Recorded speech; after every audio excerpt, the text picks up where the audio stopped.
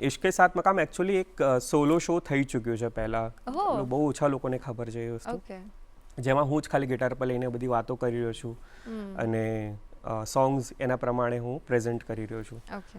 ઇશ્કે સાત મુકામ is basically તમે એક પ્રેમમાં પડવાની એક પ્રક્રિયા છે કે દિલકશી, ઉન્સ, અકીદત, ઇબાદત, જુનૂન અને મોત, આ તમારા 7 મુકામ છે. ઓકે. સો જ્યારે તમે કોઈને જુઓ અને તમારું ફર્સ્ટ લાઈક એટ્રેક્શનવાળી ઘટના છે તો એ દિલકશી થઈ તમારી, પછી ઉન્સ ક્રશ થવું કોઈના ઉપર, કે રોજ એને જોવાની ઈચ્છા થવી, કે તમારી રુચિ એ માણસમાં વધી જવી, આ શું કરતો હશે, આ ક્યાં હશે, હું જોઉં ઇન્સ્ટાગ્રામ પર જરા ચેક કરી સ્ટોક કરી લઉં. તો ઉન્સ, મોહબ્બત, મોહબ્બતમાં જ્યારે તમે પ્રેમમાં પડી ગયા છો, મોહબ્બત એવો સ્ટેજ છે કે જ્યાં તમને તમારું પાત્ર દેખાય, જેની જોડે તમે વાત કરી શકો, જેને તમે સાંભળી શકો, જે ફિઝિકલ ફોર્મમાં છે, એ તમારી મોહબ્બત, એને જોઈને તમે એને પ્રેમ કરી રહ્યા છો. પછી અકીદત, એના ઉપર તમને પૂરો અકીદો, યકીન થઈ ગયું કે આ જ છે મારું પ્રિય પાત્ર અને હું આના માટે કંઈ પણ કરવા તૈયાર છું. અકીદત પછી એ વધતું એટલું વધી જાય છે કે ઇબાદતમાં કન્વર્ટ થઈ જાય છે અને પછી તમે એને વર્શિપ કરવાનું શરૂ કરો છો કે આજ જે છે આ જ છે મારા માટે.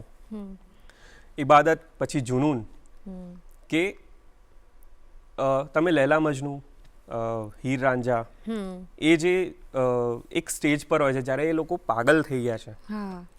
ઇવન બુલ્લે શાહ, કે જ્યારે એ બજારમાં આવીને પોતાનું આખું વેશ એવું ધારણ કરે છે કે જાણે એ સ્ત્રી છે, તો એ હદે એ પાગલ છે એના પ્રેમ માટે.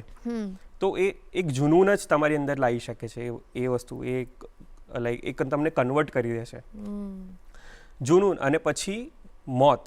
હવે મોત આમ જોવા જઈએ તો લિટરલ ડેથ નથી, તમારો ઈગો, તમારી આઈડેન્ટિટી, તમારી પર્સનાલિટી, જે તમે છો, તમારું વ્યક્તિત્વ, આ દુનિયાની અંદર તમારું નામ, ક્યાંથી તમે બિલોંગ કરો છો, તમારું પાસ શું છે, એ બધું તમે ભૂલીને તમે એ બની જાઓ છો જેને તમે પ્રેમ કરી રહ્યા છો, તમે એમાં વિલીન થઈ જાઓ છો. તો એ મોત એમ કહી શકાય. તો આ એક આખી જર્ની છે પ્રેમની. તો અમને આઈડિયા આવ્યો કે આ બહુ સરસ વસ્તુ છે જે લોકો સુધી હજી પહોંચી નથી.